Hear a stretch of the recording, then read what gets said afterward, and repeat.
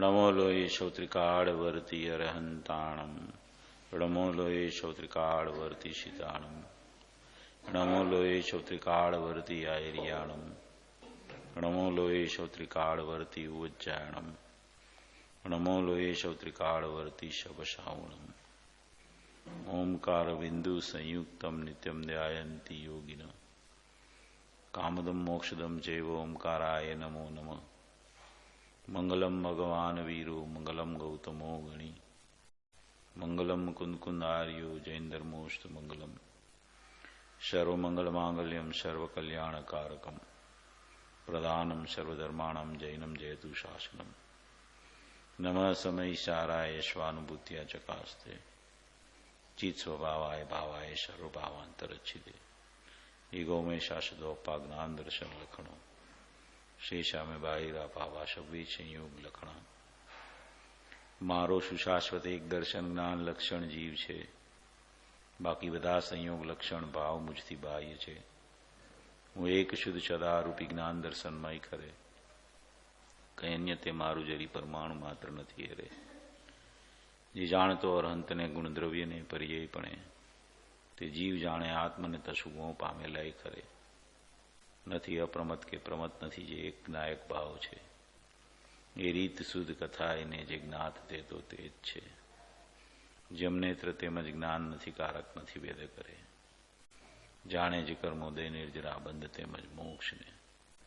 ધ્રુવચલને અનુપમ ગતિ પામેલી સર્વે સિદ્ધને। વંદી કહું સુત કેવડી કથિતા સમય પ્રાપ્ત હો। તું સ્થાપ નિજને મોક્ષ પંથે। ध्यानुभवते हने तेमाज नित्य विहार कर। नई विहर पर द्रव्यो विषय। ओम श्री नमः देव्य नमः देव्य नमः देव्य।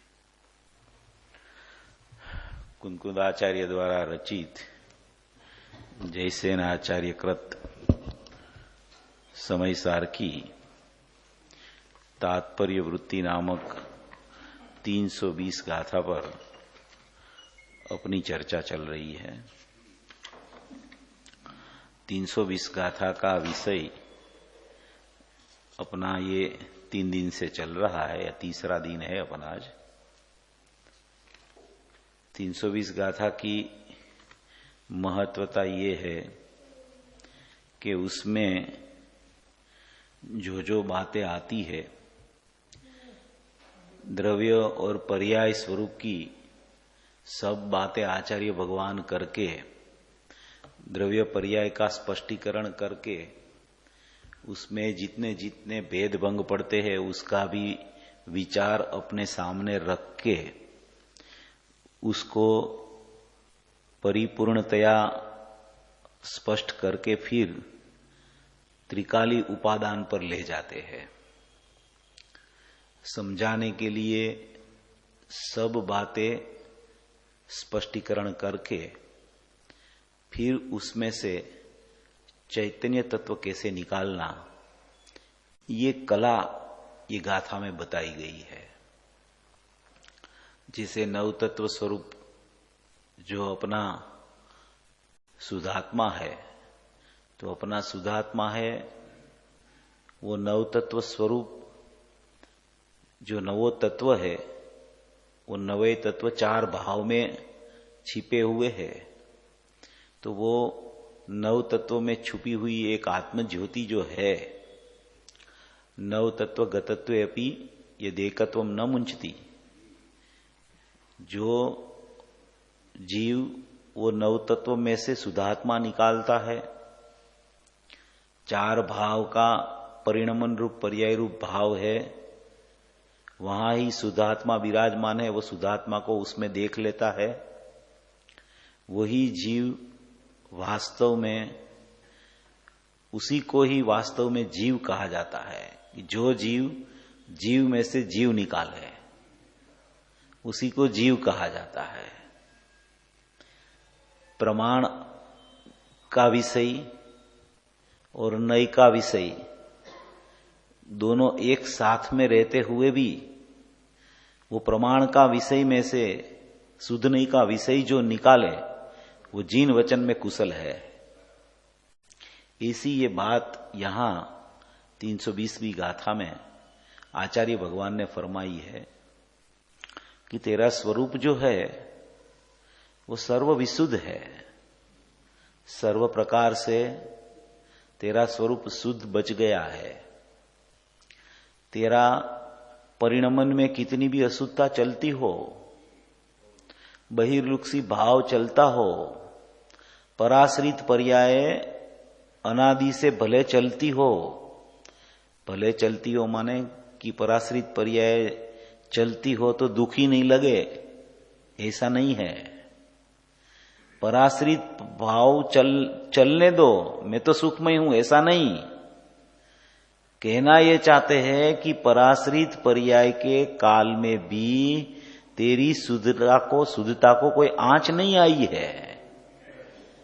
इसलिए तू पराश्रित पर्याय जो चल रही है उसके सामने देखना बंद करके तेरी जो शुद्ध वस्तु है, जो अबाधित रह गई है, शुद्धता से भरी हुई है, उसको जानने का और उसको देखने का प्रयास कर। क्योंकि तू है ऐसा, इसलिए उसको देखने का प्रयास कर। तू विभाव रूप नहीं है, तू पर रूप नहीं है, तेरा कोई अंश अशुद्ध नहीं हुआ है। तेरा अंशी में जितने अंश है, ध्रुव में जितने अंश समाविष्ट है ध्रुव रूप, उसमें से कोई अंश अशुद्धता रूप नहीं हुआ है।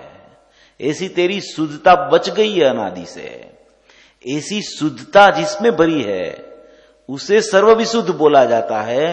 वो सर्वविशुद्ध पारिणामिक भाव, शुद्ध उपादान भूत जो है, उसको यहां दिखा रहे आचार्य भगवान कि तेरा परमात्मा, तेरा ज्ञायक देव, तेरा भूता स्वभाव, तेरा अपरिणामीपना, तेरा अभेद अखंड तत्व, वो ऐसा ने ऐसा बच गया है। वो आत्मा, वो शुद्ध आत्मा, वो अखंड आत्मा, वो अपरिणामी आत्मा, बस उस पर तेरी नजर जानी चाहिए। उस पर तेरी नजर गई तो उसी समय वो नजर माने कि मिथ्यात्व वाली नजर थी, वो सम्यकत्व वाली नजर हो जाएगी। ऐसा इसमें बताना चाहते हैं। सम्यकत्व प्रकट करना, मिथ्यात्व को दूर करना, उसकी विधि क्या है वो बता रहे इसमें। किसी को मिथ्यात्व रखना नहीं है। जो ये मार्ग में आता है वो मोक्ष मार्ग होके मोक्ष में प्रयाण होने के लिए वो प्रविष्ट होता है, यहां आता है वो। तो उसकी भावना यही रहती है कि मेरा मोह राग द्वेष चला जाए और वितरागता मेरी प्रकट, मेरी पर्याय में हो जाए। मगर वो वितरागता, सम्यक दर्शन प्रकट करने की विधि क्या है, उसकी रीत क्या है, वो अगर उसको पता चल जाए तो रास्ता एकदम साफ है। मगर क्या है कि जो विधि से आचार्य भगवान अपने को चलाते हैं, वही विधि पर गुरुदेव चलते हैं और वही अपने को उधर चलना सिखाते हैं। मगर अपन उधर नहीं चलते हैं, इसीलिए अपना काम नहीं होता है। अगर वो रास्ता जो दिखाते हैं वही रास्ते पे अपन चलते रहें तो काम अवश्य हो सकता है। अभी कैसा प्रकरण चला अभी पूज्य गुरुदेव श्री की टेप में, उसको बात लेनी है वो तीसरे पैराग्राफ वाली कि ऐसा अनुभूति स्वरूप भगवान आत्मा ये बाल गोपाल सबको अनुभव में आने पर भी, ये लाइन उसको जल्दी जल्दी लेनी है। इसलिए वो राग आत्मा से मिश्रित पना वाला पैराग्राफ है, उसको जल्दी उसने भेद ज्ञान को समेट लिया। वो खुद बोले और अपना भी आधा घंटा तभी पूरा हुआ, क्योंकि अपने भाग्य में वो आज सुनने का ही नहीं था। ऐसा क्रम ही होता है। वो बराबर वो लाइन शुरू होने वाली थी तो भाई साहब ने वो बंद कर दिया। ऐसा है कि बातें सब गुरुदेव की ऐसी है कि कोई भी बात अपन ले ले। अभी भेद ज्ञान की कितनी बढ़िया बात चली। अभी राग के साथ ज्ञान का मिश्रितपना होने पर भी भेद ज्ञान की प्रवीणता से वो राग को पृथक करके ज्ञान में आके ज्ञायक में चला जाता है। मिश्रितपना शब्द ये बताता है जुदाई। मिश्रितपना का वाच्य जुदाई है। ज्ञान और राग की जुदाई मिश्रितपना बताता है। लिखा है ऐसा कि मिश्रितपना हुआ है। मिश्रितपना किसमें किसको बोला जाता है? एक और दूसरी दोनों चीज एक साथ में दिखती है, उसको मिश्रितपना बोला जाता है। मिश्रित हुआ नहीं है। मिश्रित हो जाता तो अलग नहीं हो सकता। मिश्रित शब्द ही ऐसा है कि उसका भाव ही ये बताता है कि दोनों चीज न्यारी न्यारी है, पृथक पृथक है। ज्ञान और राग पृथक पृथक है। मिश्रित दिखता है उसको, मिश्रित हुआ नहीं है। मिश्रित हुआ नहीं है इसलिए अलग हो सकता है। इसलिए वहां शब्द आचार्य भगवान ने डाला है भेद ज्ञान की प्रवीणता से।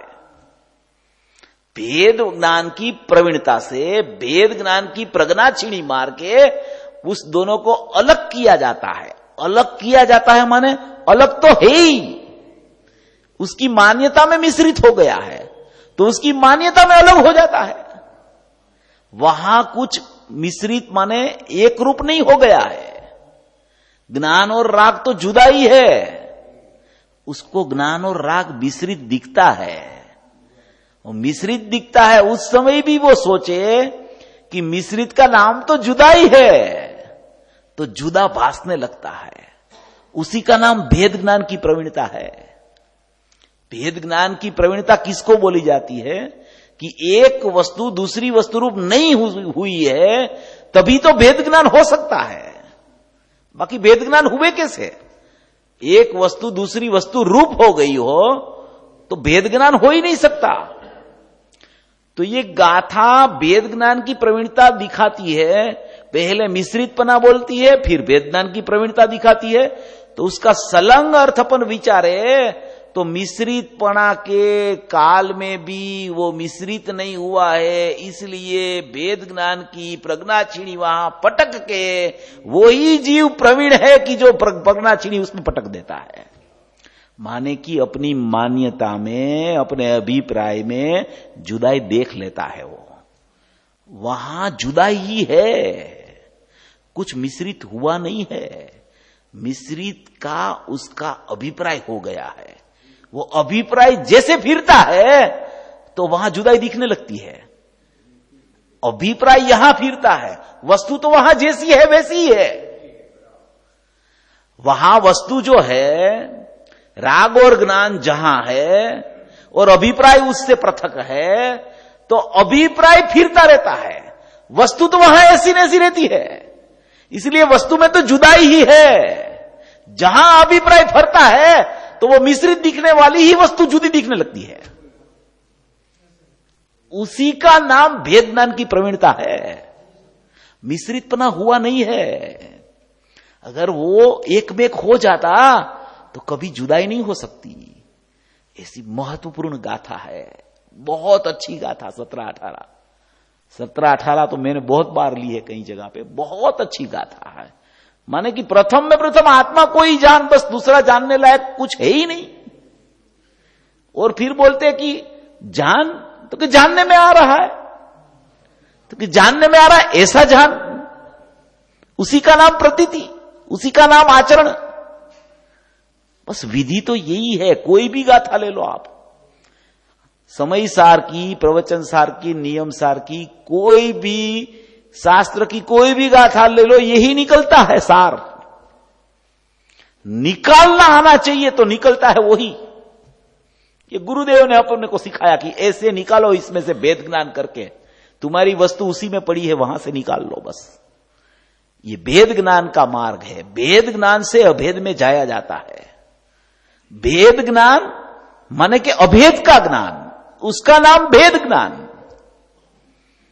भेद ज्ञान किसको बोला जाता है? अभेद का ज्ञान, उसी का नाम दूसरी सब वस्तुओं से भेद ज्ञान, उसका नाम अभेद का ज्ञान।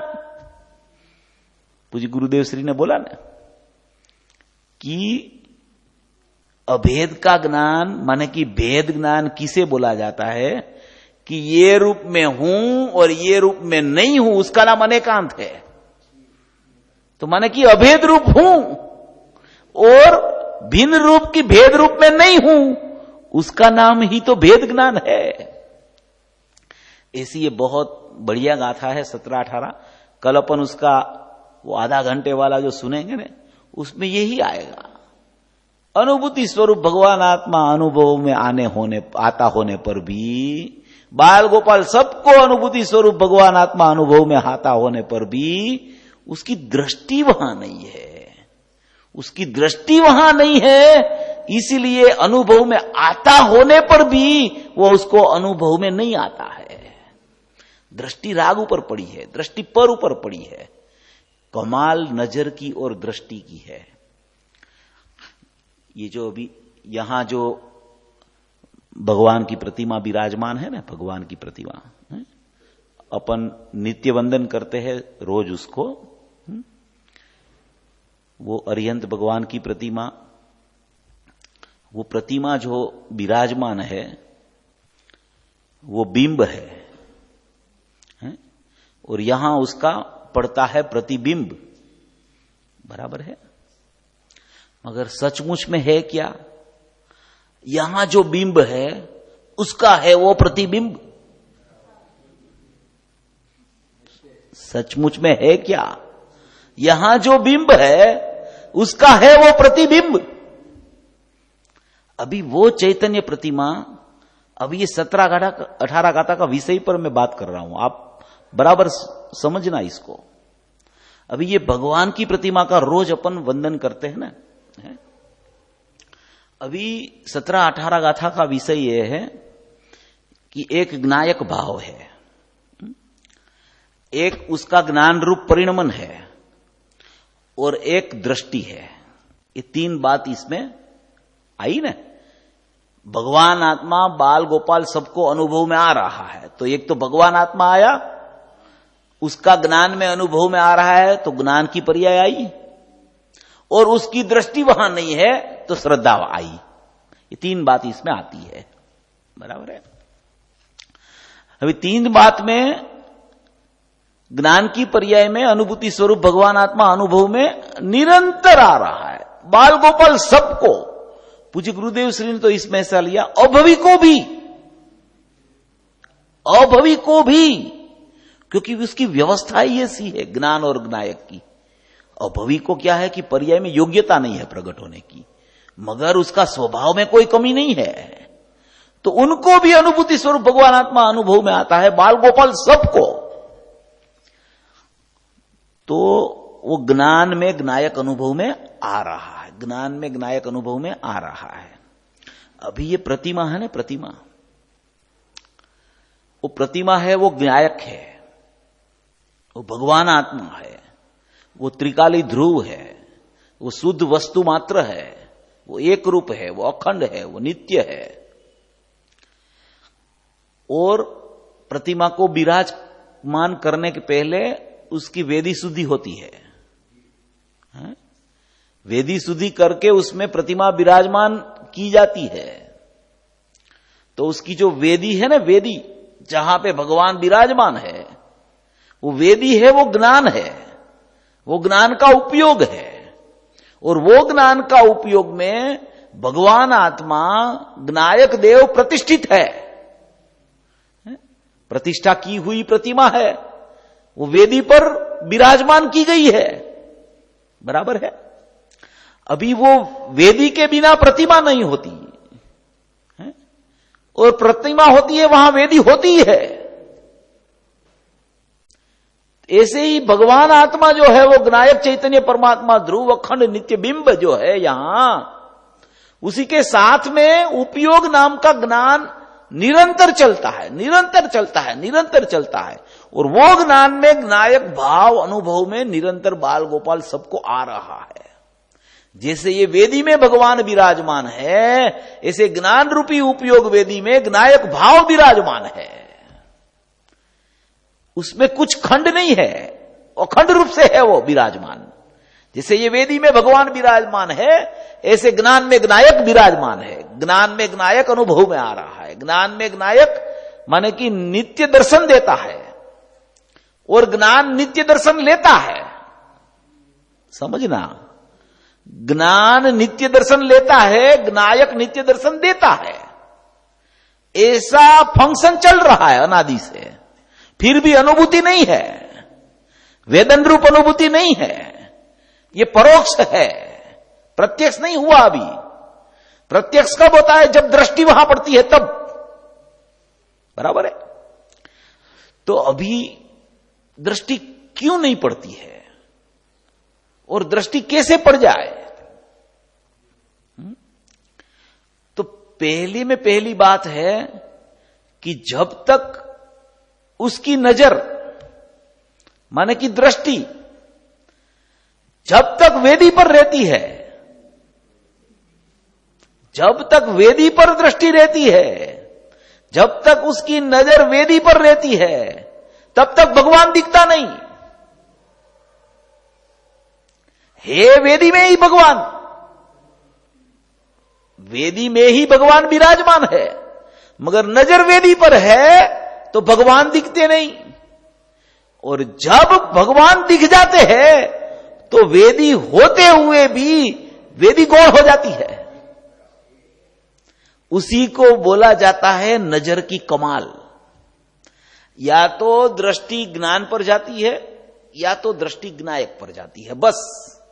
अनुभूति स्वरूप भगवान आत्मा तो अनुभव में आ ही रहा है, उसमें कोई फर्क नहीं है। दृष्टि कहां है उसकी? भेद रूप है, भेद पर है, ज्ञान के भेद पर है कि ज्ञायक अभेद पर है, बस। ज्ञान और ज्ञायक तो कथनचित अनन्य है। वेदी में प्रतिमा तो विराजमान ही है, उसमें वेदी को अलग नहीं कर सकते अपन कि मेरे को भगवान को देखना है, वेदी को अलग कर दो, ऐसे नहीं हो सकता है, हैं? वेदी में ही विराजमान रहते हैं, ज्ञान और ज्ञायक तो अनन्य ही रहते हैं। मगर जब तक ज्ञान पर नजर है तो वो ज्ञान है, वो ज्ञायक का भेद है। भेद की दृष्टि सो मिथ्या दृष्टि, अभेद की दृष्टि जो सम्यक दृष्टि। तो जब उसकी दृष्टि अभेद पर चली जाती है, प्रतिमा पर चली जाती है, तो वो वेदी होते हुए भी वेदी पर से नजर खिसक जाती है।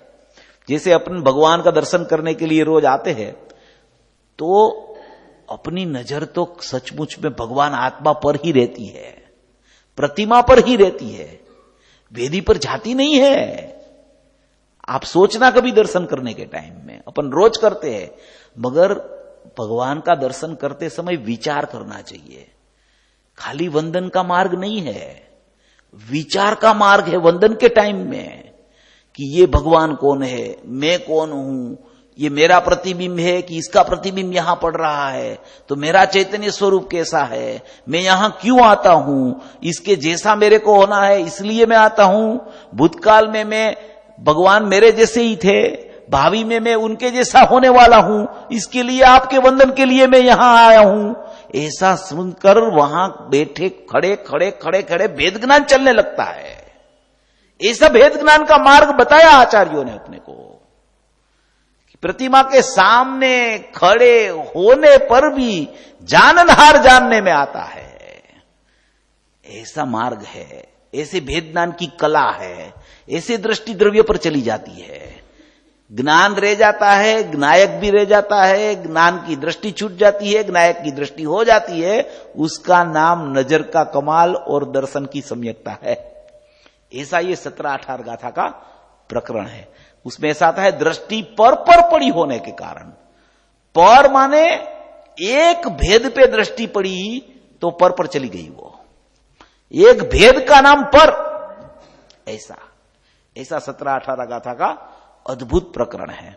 अभी अपना यहां जो चल रहा है सर्वविशुद्ध पारिणामिक आत्मस्वरूप की हयाती रूप भाव, एक समय की पर्याय वो आत्मस्वरूप की हयाती नहीं, एक समय की पर्याय में जो रमते हैं, लक्ष्य करते हैं, वो पर्याय दृष्टि मिथ्या दृष्टि है।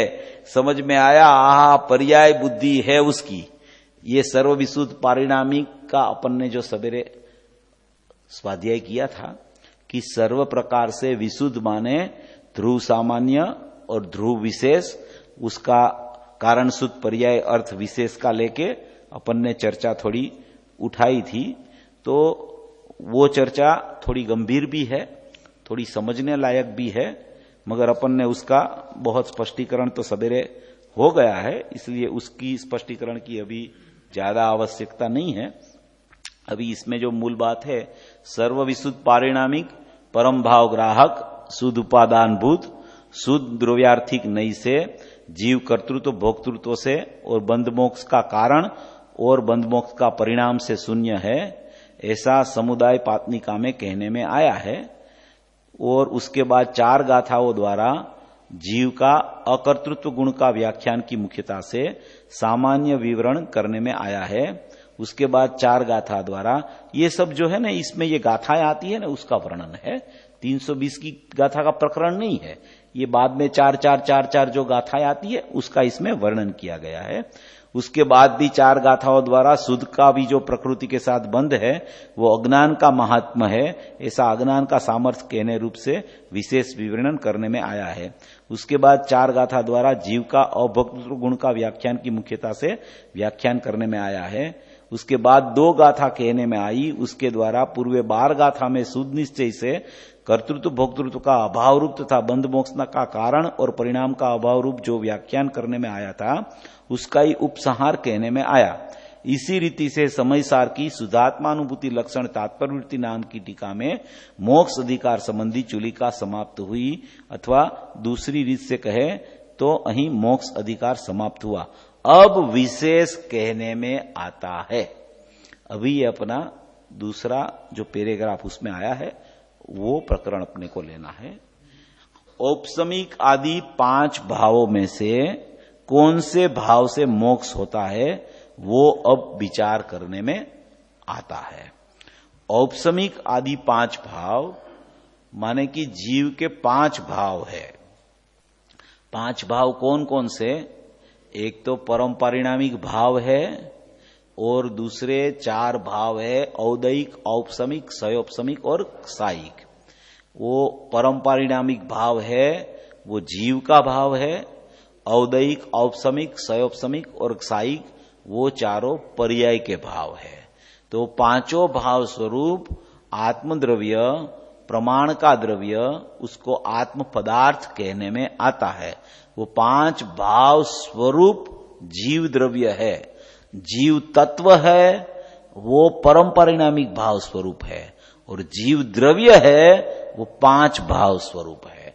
जीव द्रव्य में पर्याय और द्रव्य के दोनों के भाव साथ में आते हैं और उसमें से जीव तत्व निकलता है, तो उसको ऐसा कहा जाता है कि इसने त्रिकाली जीव तत्व, परम परिणामिक भाव लक्षण वाला जीव तत्व इसमें से शोध लिया, इसमें से निकाल लिया। तो 5 भाव रूप आत्मा, एक द्रव्य रूप आत्मा और एक पर्याय रूप भी आत्मा, उसको बोला जाता है 5 भाव स्वरूप आत्मा। औपसमिक आदि 5 भावों में कौन से भाव से मोक्ष होता है ये विचार करने में आता है। वहां औपसमिक, सायोपसमिक, सायिक और औदैहिक वो 4 भाव पर्याय रूप है और शुद्ध पारिणामिक भाव द्रव्य रूप है। वो परस्पर सापेक्ष ऐसा द्रव्य पर्याय द्वय, द्रव्य और पर्याय का जोड़ का, उसको आत्म पदार्थ बोला जाता है। दोनों को साथ में देखे तो आत्म पदार्थ बोला जाता है और दोनों को पृथक पृथक करके देखे तो पारिणामिक भाव, परम पारिणामिक भाव है वो जीव का लक्षण है और औदैहिक, औपसमिक, सयोपसमिक और सायिक भाव है वो पर्याय के भाव है, उसमें पर्याय का लक्षण व्याप्त होता है। ऐसे 5 भाव स्वरूप पूरा आत्मा है। उसमें 5 भाव स्वरूप जो आत्मा यहां बताया गया है उसमें 5 भाव जो है वो एक तो द्रव्य का भाव और 4 पर्याय का भाव, तो उसमें उसका जो स्पष्टीकरण है इसमें आया है बहुत अच्छा। अपन थोड़ा देखते हैं।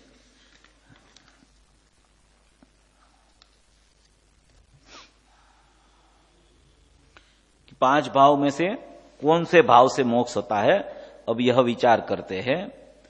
औपसमिक आदि 5 भावों में से किस भाव से मोक्ष होता है यह विचारते हैं। अभी भाव क्या है, वो 5 भाव माने कि क्या है, वो 5 भाव एक्चुअल में है क्या 5 भाव, उसका स्पष्टीकरण इसमें आया है। तो उसमें औपसमिक के 2 भेद पड़ते हैं, क्षयोपसमिक के 18 भेद पड़ते हैं, क्षायिक के 9 भेद पड़ते हैं, औदैयिक के 21 भेद पड़ते हैं और पारिणामिक के 3 भेद पड़ते हैं। ऐसे कुल मिला के 2, 18, 20, 9, 29, 29 और 21, 50 और 3 पारिणामिक भाव के 53 भेद इसमें निकाले हैं 5 भाव में। वो 53 भेद का विस्तार से विवरण यहां भी है और दूसरी जगह भी है, वहां से आप पढ़ लेना। वो 53 भेद एक समझना हो तो वो उसमें से पढ़ लेना। अपन तो उसकी 4 भाव की व्याख्या और 1 परम पारिणामिक भाव की व्याख्या करेंगे। उसमें जो मोक्ष होता है, यहां लिखा है कि मोक्ष कौन से भाव से होता है। औपसमिक आदि 5 भावों में किस भाव में से मोक्ष होता है, अब यह विचारते हैं। हवे भाव क्या, तो कि औपसम भाव में क्या होता है, औपसमिक भाव में कि औपसमिक सम्यक दर्शन और औपसमिक चारित्र होता है। ये 2 भाव है उसमें औपसमिक में। अभी औपसमिक सम्यक दर्शन जिसको होता है उसको वो नियम से औपसमिक सम्यक दर्शन चला जाके फिर होता है, उसको क्षयोपसम सम्यक दर्शन बोला जाता है। और क्षयोपसम सम्यक दर्शन चलते चलते चलते आगे चलते चलते फिर उसको क्षायिक हो जाता है। तो वो तीनों भाव है, उसमें वो तीनों भाव कौन से है, शुद्ध भाव है पर्याय के। पर्याय के औपसमिक, क्षयोपसमिक और क्षायिक, वो जो सम्यक भाव है उसको शुद्ध भाव बोला जाता है। और औदैयिक भाव है वो रागादि भाव को बोला जाता है, तो वो अशुद्ध भाव है। और पारिणामिक भाव है वो तो शुद्ध शुद्ध और शुद्ध ही है। तो ऐसे जो ये चारों भाव है और ये 5वां भाव है परम पारिणामिक भाव। तो परम पारिणामिक भाव के जो 3 भेद निकाले हैं इसमें, उसमें एक जीवत्व, एक भव्यत्व और एक अभव्यत्व। वो 4 भाव है, वो तो औदैयिक, औपसमिक, क्षयोपसमिक और क्षायिक है। उसमें औदैयिक भाव है वो तो रागादि रूप है, औपसमिक, क्षयोपसमिक और क्षायिक है वो तो सम्यक भाव है तीनों, तो वो तो पर्याय के भाव है। और ये जो जीव परम पारिणामिक भाव लक्षण वाला है उसके 3 भाव है, जीवत्व, भव्यत्व और अभव्यत्व। उसमें जो जीवत्व भाव है उसमें भी 2 भेद है, एक शुद्ध जीवत्व और एक अशुद्ध जीवत्व। एक शुद्ध जीवत्व है, वो शुद्ध जीवत्व है वो दृष्टि का विषय है, वो त्रिकाली द्रव्य है, वो अखंड द्रव्य है, वो ध्रुव है, उसको शुद्ध जीवत्व बोला जाता है। और एक उसका भेद है, जीवत्व का ही दूसरा भेद अशुद्ध जीवत्व है। अशुद्ध जीवत्व किसको बोला जाता है कि 10 प्राण से जो जीव की पर्याय में योग्यता बनी है उसको अशुद्ध जीवत्व बोला जाता है। अशुद्ध द्रव्यार्थिक नयिका विषय भी उसको बोला जाता है, तो उसको बोला जाता है अशुद्ध जीवत्व। तो अशुद्ध जीवत्व माने 5 इंद्री, मन वचन काया, श्वासोश्वास और आयुष्य, ये 10 प्राण की उसकी पर्याय में जो योग्यता चल रही है वो योग्यता रूप भाव को अशुद्ध जीवत्व बोला जाता है। क्योंकि अशुद्ध जीवत्व क्यों बोला जाता है, क्योंकि सिद्ध दशा होने पर ये भाव रहते नहीं है, इसलिए उसको अशुद्ध जीवत्व बोला जाता है। कहा जाता है पारिणामिक भाव, जीवत्व, भव्यत्व और अभव्यत्व तीनों को पारिणामिक भाव बोला। उसमें जीवत्व के 2 भेद, जीवत्व के 2 भेद में एक शुद्ध जीवत्व त्रिकाली द्रव्य और उसमें अशुद्ध जीवत्व, वो 10 प्राण से जो जीव अभी जी रहा है ऐसा बोला जाता है। जीव तो अपने चैतन्य प्राण से जीता है, मगर उसके साथ में उसके अशुद्ध जीवत्व मान के 10 प्राण रूप योग्यताएं बनी हुई है। जैसे 5 इंद्री का उघाड़ है, मन बड़, वचन बड़, काय बड़ है, श्वासोश्वासो आयुष्य है, तो वो 10 प्राण रूप जो जीवत्व है उसको अशुद्ध जीवत्व कहा जाता है। तो ये जीवत्व के 2 भेद, एक शुद्ध जीवत्व और एक अशुद्ध जीवत्व। शुद्ध जीवत्व है वो शुद्ध द्रव्यार्थिक नहीं का विषय है, और जो अशुद्ध जीवत्व है वो अशुद्ध द्रव्यार्थिक नहीं का विषय है। और भव्यत्व और अभव्यत्व, भव्यत्व और अभव्यत्व वो दोनों पर्याय की योग्यता है। क्योंकि भव्यत्व भाव भी जब उसका भव्यत्व का परिणमन पूर्ण हो जाता है तो फिर उसमें भव्यत्व भाव रहता नहीं, तो उसको बोला जाता है योग्यता। और अभव्यत्व माने कि जो जीव का पर्याय में कभी मोक्ष होने वाला नहीं है, ऐसी मोक्ष होने की अयोग्यता जिसकी है उसको बोला जाता है अभव्यत्व भाव। तो ऐसे जीवत्व, उसमें शुद्ध जीवत्व और अशुद्ध जीवत्व, भव्यत्व पर्याय की योग्यता, अभव्यत्व भी पर्याय की योग्यता, ऐसे 5 भाव स्वरूप भावों में एक जीवत्व भाव और एक माने कि परम पारिणामिक भाव लक्षण वाला ध्रुव भाव, और एक रहा अपना ये 4 भाव पर्याय रूप भाव। और तीनों भाव में से जीवत्व, भव्यत्व और अभव्यत्व जो अपन ने निकाला उसमें से योग्यता रूप 2 भाव, भव्यत्व अभव्यत्व, और एक शुद्ध जीवत्व और अशुद्ध जीवत्व। इतना सब 5 भाव में से समझ के वो 4 भाव को छोड़ के 3 भाव में आके, 3 भाव में से भव्यत्व अभव्यत्व को छोड़ के 2 भाव में आके, 2 भाव में शुद्ध जीवत्व और अशुद्ध जीवत्व में से अशुद्ध जीवत्व को छोड़ के शुद्ध जीवत्व में हूं, उसको बोला जाता है त्रिकाली द्रव्य, उसको बोला जाता है अपरिणामी स्वभाव, उसको बोला जाता है शुद्ध जीव, उसको बोला जाता है वस्तु मात्र, उसको बोला जाता है अपरिणामी तत्व। ऐसा ये 5 भाव में से ये अपरिणामी तत्व निकलता है।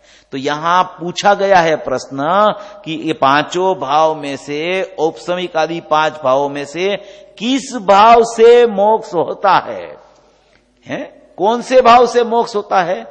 मोक्ष का कारण कौन है? मोक्ष का कारण त्रिकाली द्रव्य है? मोक्ष का कारण दूसरी कोई पर्याय है? कि मोक्ष का कारण है कौन? तो यहां बोला है कि मोक्ष का कारण मोक्ष मार्ग है, और मोक्ष मार्ग का कारण जो मोक्ष मार्ग प्रकट हुआ वो जिसके लक्ष्य से होता है, जिसको कारण बना के होता है, उसको मोक्ष मार्ग का कारण बोला जाता है तो वो अकारण, मगर उसको कारण वो मोक्ष मार्ग रूप पर्याय ने बनाया तो उसको मोक्ष का कारण कहा जाता है। ऐसा ये मोक्ष मार्ग से मोक्ष की उत्पत्ति होती है। तो मोक्ष मार्ग कौन कौन सा है? तो कि मोक्ष मार्ग है वो औपसमिक भाव, क्षयोपसमिक भाव और क्षायिक समकित भी हो जाए तो वो भी मोक्ष मार्ग कहा जाता है, और वो मोक्ष मार्ग मोक्ष का कारण है, ऐसा इसमें बताना चाहते हैं। तो 5 भावों में से कौन से भाव से मोक्ष होता है? कि जो मोक्ष शुद्ध है, तो मोक्ष शुद्ध है उसका कारण भी शुद्ध होना चाहिए। तो शुद्ध पर्याय मोक्ष मार्ग रूप जो परिणमी है वो मोक्ष का कारण है, और शुद्ध पर्याय मोक्ष मार्ग रूप परिणमी उसका कारण कौन है? तो कि उसका कारण जिसने उसको लक्ष्य करके त्रिकाली द्रव्य को लक्ष्य किया उसको वहां कारण कहा गया है। ऐसा इसमें निरूपण करते हैं। अभी इसमें से थोड़ा अपन गुरुदेव ने दिया है वो थोड़ा लेते हैं। औपसमिक भाव किसे कहते हैं? तो कि आत्मा में सम्यक दर्शन और सम्यक चारित्र होता है, वो उपसम भाव रूप है, सही नहीं उसकी प्रकृति का परमाणु पड़ा है। जैसे औपसमिक भाव का दृष्टांत है एक, जैसे जल होता है ना, जल, वो एक ग्लास पानी का ले लो आप, हैं, उसमें जल भर दो। अभी जल भर दिया उसमें, और उसमें थोड़ा मेल भी है। आप क्या बोलते हो मेल को? कीच कीच भी है, कीचड़ मिट्टी भी है उधर अंदर। तो अभी वो मिट्टी जब फटकड़ी उसमें डालो तो मिट्टी नीचे बैठ जाती है, हैं? नीचे बैठ गई मिट्टी तो मिट्टी नहीं दिखती है, खाली पानी दिखता है। अभी उसको बोला जाता है औपसमिक भाव, औपसमिक भाव है वो। अभी वो ग्लास को थोड़ा सा हलाया ऐसे, तो वो मिश्रित दिखने लगा, उसको बोला जाता है क्षयोपसम भाव। और उसमें से मिट्टी निकल गई, उसको बोला जाता है क्षायिक भाव। और मात्र मिट्टी रूप ही दिखे पानी तो औदैहिक भाव है वो। ऐसे औदैहिक भाव, औपसमिक भाव, क्षायोपसमिक भाव और क्षायिक भाव और पारिणामिक भाव का 3 भेद अपन ने ले लिया। अभी उसका इसमें स्पष्टीकरण है। उपसम भाव रूप नहीं है, प्रकृति का परमाणु पड़ा है। जैसे जल में मेल है, उसमें फटकड़ी नाखने से मेल बैठ जाता है। मेल समझे ना, नील में जल में मेल बैठ गया, निकल नहीं गया है। ऐसे आत्मा में सम्यक दर्शन में उपसम प्रकृति का ठहरना अंदर वह उपसम हुआ, प्रकृति का अभाव नहीं हुआ है, मगर प्रकृति का उपसम हुआ, अभाव नहीं हुआ है। अभाव कब होता है? जब क्षायिक होता है तब। अभी तो औपसमिक हुआ है, उपसम है, उपसम गया है ऐसा। हाँ, बस दबाया भी बोला जाता है उसमें।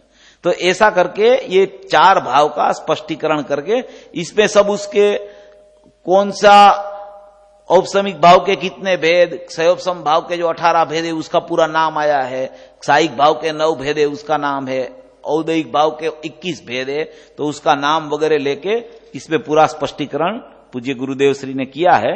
ये स्पष्टीकरण पढ़ने लायक है। आप लोग जब आपको टाइम मिले तो थोड़ा पढ़ लेना। अभी इसमें तो मूल बात यह है कि इसमें लिखा है कि यह कहते हैं, देखो औपसमिक आदि 5 भावों में भाव नाम हयाती वाला पदार्थ, पण हयाती में 2 प्रकार की हयाती। खरेखर त्रिकाली भाव वो खरी हयाती है। ये गुरुदेव का मैं प्रवचन में से पढ़ता हूं, पेज नंबर 51 है ध्येय पूर्वक ज्ञेय में से। यह कहते हैं कि देखो औपसमिक आदि 5 भावों में भाव नाम हयाती वाला पदार्थ, पण हयाती में 2 प्रकार की हयाती। खरेखर त्रिकाली भाव वो खरी हयाती है, त्रिकाली भाव है वो खरी हयाती है। वो आया था कल आत्मलाभ हेतु, कल आया था ना, समझ में आया। वो 56वीं गाथा, 50 इकाई की 56वीं गाथा, 56 नंबर की गाथा है, उसमें आया है कि आत्मद्रव्य लाभ, आत्मस्वरूप का लाभ हयाती, एक एक चैतन्य अपना त्रिकाली स्वरूप की हयाती। हयाती तो आते हैं ना शब्द तुम्हारे हिंदी में, मौजूदगी। ऐसा त्रिकाल स्वरूप जो मौजूदगी, उसको यहां पारिणामिक भाव कहने में आता है। पारिणामिक नाम सहज भाव, सहज भाव, उसमें कोई पर्याय की अपेक्षा नहीं है, वो निरपेक्ष भाव है।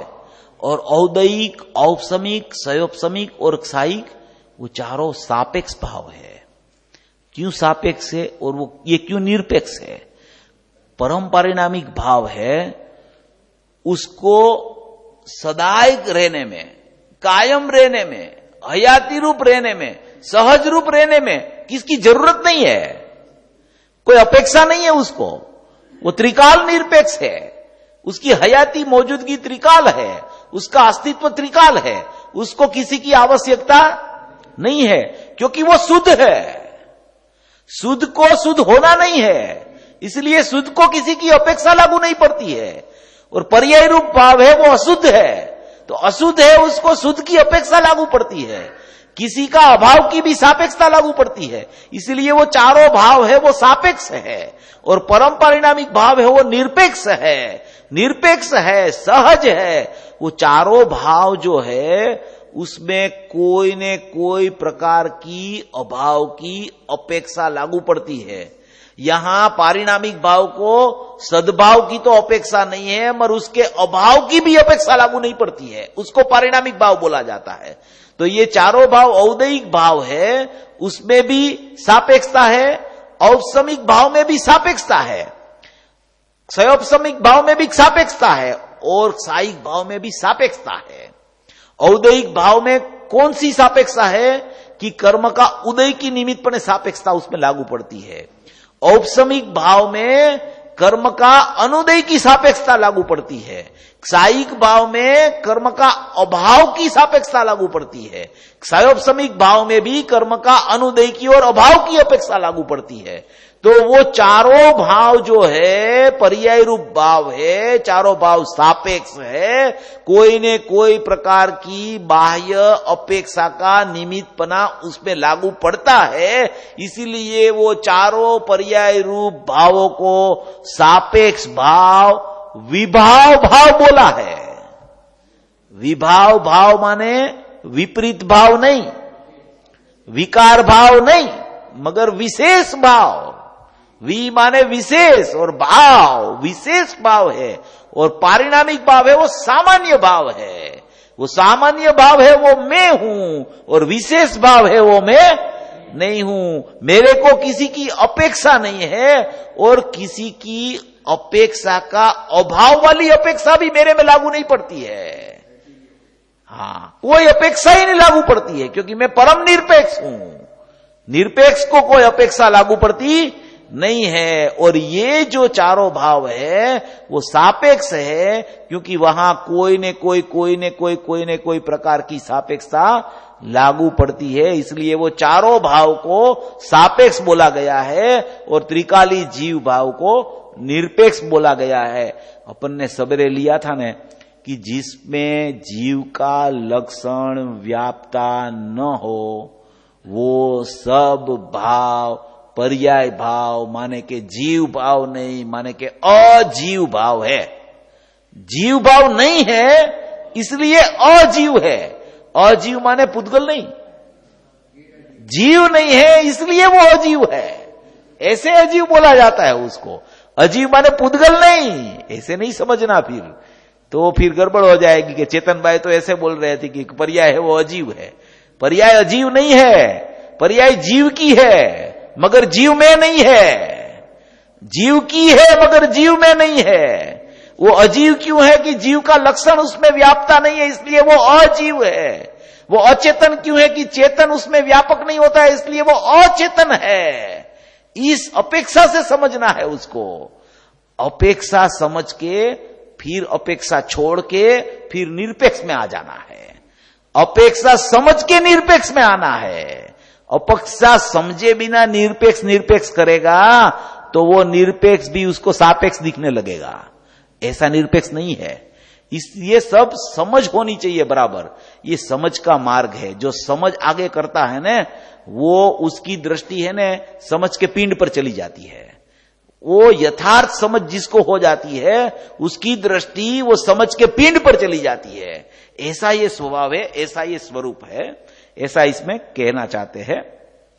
ये 4 भाव और 5 भाव की चर्चा आई। इसमें भी यहां पूज्य गुरुदेव श्री ने लिया है कि ये सहज भाव, उसमें कोई पर्याय की अपेक्षा नहीं, पर की अपेक्षा नहीं। ऐसा आत्मा में एक पारिणामिक भाव त्रिकाल, वही आत्मा खरेखर वही आत्मा लियो खरेखर समझ में आया। वो नियम सार में आता है ने 15वीं गाथा में आता है।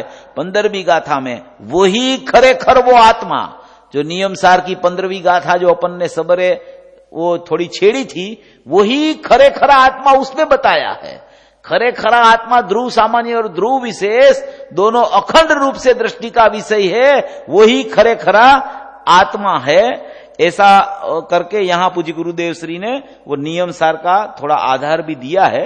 और चारों भावांतरों से अगोचर ऐसा जो मेरा परम परिणामिक भाव स्वभाव है उसकी चर्चा इसमें पूज्य गुरुदेव श्री ने ली है। इसमें बाद में जो इसका प्रकरण आता है वो दूसरा प्रकरण है। अपना टाइम भी होने में आया है, 2 मिनट तो 4 मिनट में पूरा करते हैं।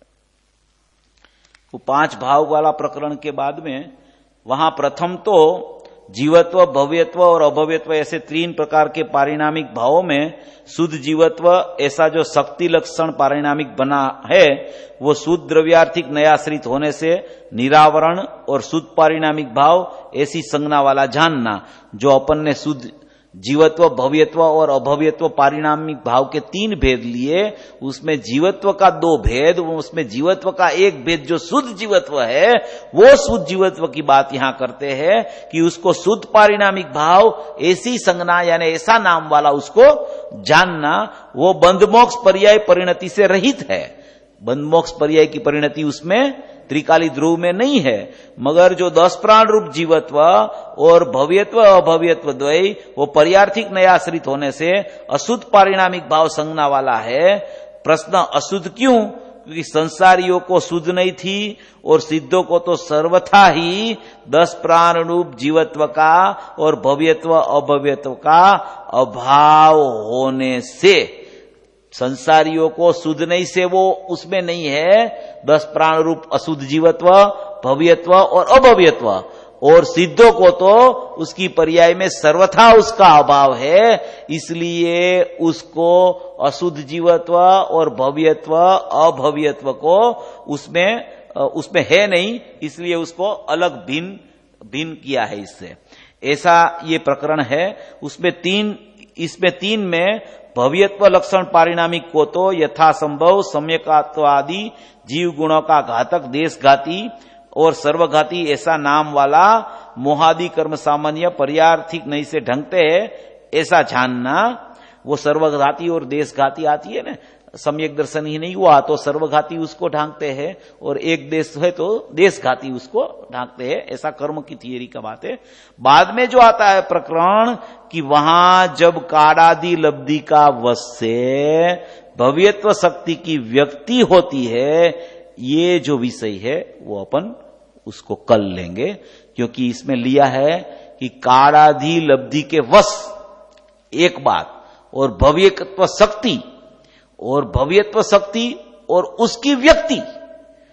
तो पहले बोला कि भव्यत्व है वो तो योग्यता रूप है?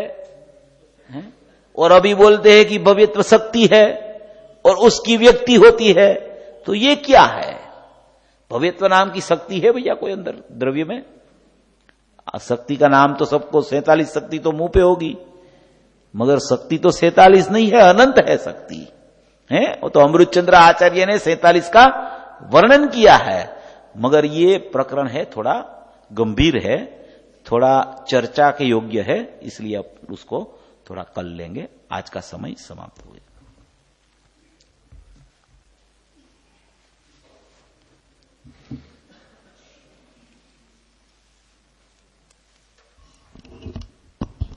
कल